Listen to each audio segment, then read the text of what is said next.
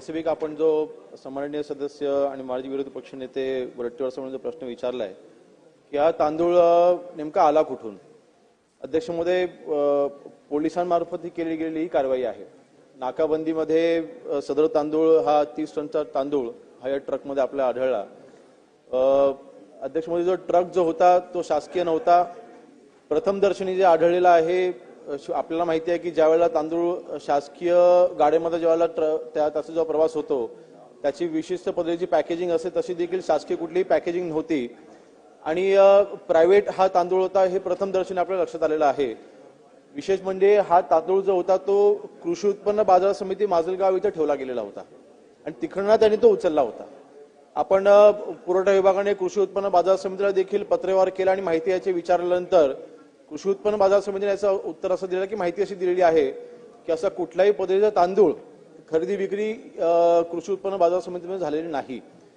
अंती आपण काय केलंय ह्याच्यामध्ये सन्माननीय सदर जिल्ह्याच्या जिल्हाधिकाऱ्यांच्या मार्फत आपण याच्यामध्ये चौकशी केलेली आहे आणि चौकशी चालू आहे आणि नोटीस देखील आपण सर्वांना दिलेली आहे. किंवा चौघांवरती आपण गुन्हे देखील दाखल केलेले आहेत.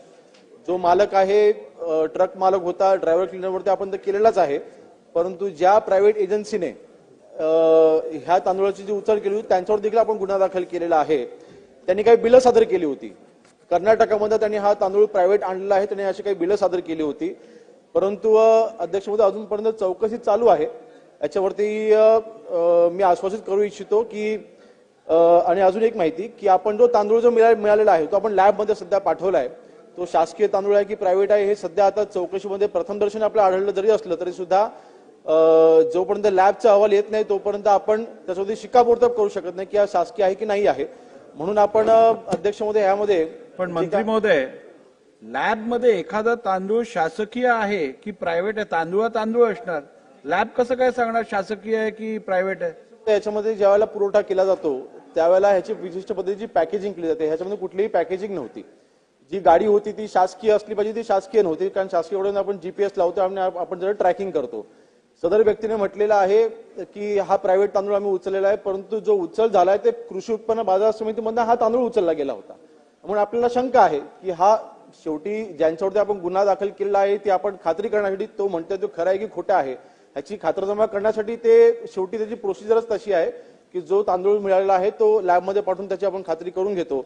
परंतु अध्यक्ष महोदय, ह्या प्रकरणाचं एकंदरीत संबंध एक विस्तार बघता आपण ह्याच्यामध्ये पुरवठा उपायुक्तांच्या अंडर आपण एक समिती गठीत करतोय आणि पुढच्या 3 महिन्याच्या आतमध्ये अहवाल घेऊन याच्यावरती दोषी आढळ त्यांच्यावरती कारवाई केली जाईल. आपल्याला आपण खरं म्हणजे लॅबमध्ये हा तांदूळ पाठवणं, तांदूळ असतो तो काही विषय नाही.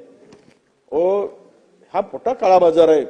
म्हणजे मंत्री महोदय, आपल्याला सगळं माहित असेल, काल आता मागच्या महिन्यामध्ये जळगावमध्ये शालेय जो पुरवठा होता शालेय शिक्षण आहारासाठी तो सुद्धा तांदूळ अध्यक्ष महोदय हा इथे जे सीएमआरचा नोड असतो किंवा तुमच्या ट्रायबल विभागाने जो धान्य भरडाईसाठी दिला जातो खरेदी करून शेतकऱ्याकडून, कृषी आपल्या पणनकडून जे खरेदी केली जाते, हा सगळा धान मार्केटमध्ये जातो आणि हा रेडीमेड तांदूळ खरेदी करून हा परत एफसीआय कडे पाठवून तो पुन्हा सगळीकडे वितरित केला जातो.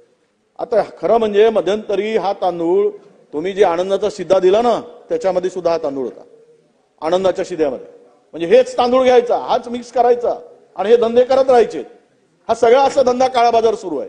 हे जे उत्तर आहे ना तुमचं मंत्री महोदय, थोडासा खरं म्हणजे आम्ही प्रश्न देतो ते किती दिवसापूर्वी दिला, आतापर्यंत याचं उत्तर तुम्ही समिती गठीत करू, 3 महिन्याचा वेळ घेऊ, याची काही गरज नव्हती. तुम्ही हा तांदूळ आला कुठून, त्याचं कधी त्या अटक केलेल्यांचा कधी पीसीआर झाला काय, त्याला पीसीआर घेतला काय, त्याच्याकडून काही माहिती अधिकची माहिती करून घेतली काय ट्रक चालकाकडून, तो पोपटासारखा बोलला असता. त्याला 2 दिवसामध्ये त्याचं ते सगळी रॅकेट पूर्ण जाऊन बेल करून घेते. याच्या संदर्भातली माहिती आपण मला दिलं पाहिजे, या सभागृहाला दिली पाहिजे. प्रश्न एवढाच आहे आता की रेशनिंगचा काळा बाजार होतो की नाही, तो तुम्ही म्हणलात हे अंशतः खरं आहे तुमच्या ह्याच्यात उत्तरामध्ये. पहिले खरं नाही म्हटलात, मग दुरुस्तीमध्ये अंशतः खरं आहे म्हटलं. म्हणजे रेशनिंगचा काळा बाजार होतो. मग शासन म्हणून आपण या गरिबाचा तांदूळ जो पुरवठा केला जातो हा काळा बाजार होऊ नये यासाठी या काळा बाजार करणाऱ्यावर काय कारवाई करणार आहात, पहिला प्रश्न. दुसरा प्रश्न, हे जे या मिलर्स आहेत, आता जे मोठा रॅकेट झालाय, काल परवा काही सभागृहात गोष्ट आली, एक लक्षवेधी पण आहे त्या संदर्भातली सभागृहामध्ये, येईल ते अध्यक्ष महोदय ज्या दिवशी लावतील. अध्यक्ष महोदय, खरं तर त्या लक्षवेधीमध्ये असे अनेक उत्तरं मिळतील आपल्याला. या रॅकेटवर आपण काय करणार? रेशनिंगचा काळा बाजार होतोय, अंशतः मान्य केलं ना तुम्ही. त्यावर काय समिती बिमिती नको, काहीतरी कायद्यात दुरुस्ती करा. त्याला 7 वर्ष 10 वर्षाची सजा झाली पाहिजे, त्याला नॉन अवेलेबल झाला पाहिजे. फटकन बेल घेतात आणि बाहेर पडतात सगळा एवढा मोठा धंदा करून. जीवनाच्या वस्तू आहे, त्याचा खेळ चाललाय. म्हणून उत्तर घेऊया. विषय कोणालाही पाठीशी घालण्याचं कुठेच प्रश्न उद्भवत नाही. जो तांदूळ सापडला गेला आहे तो अध्यक्ष महोदय कुठल्याही शासकीय गाडीमध्ये नव्हता, त्याचा कुठलाही शासकीय रेकॉर्ड नव्हता. तो कुठला शासकीय, जरी तो कृषी उत्पन्न बाजार समितीमधला उचलला असला तरी सुद्धा तो कृषी उत्पन्न बाजार समितीच्या म्हणण्याप्रमाणे तो शासकीय तांदूळ नाही. शेवटी लॅबमध्ये का पाठवतो लॅब, कारण शेवटी तो तांदूळ ठीक आहे.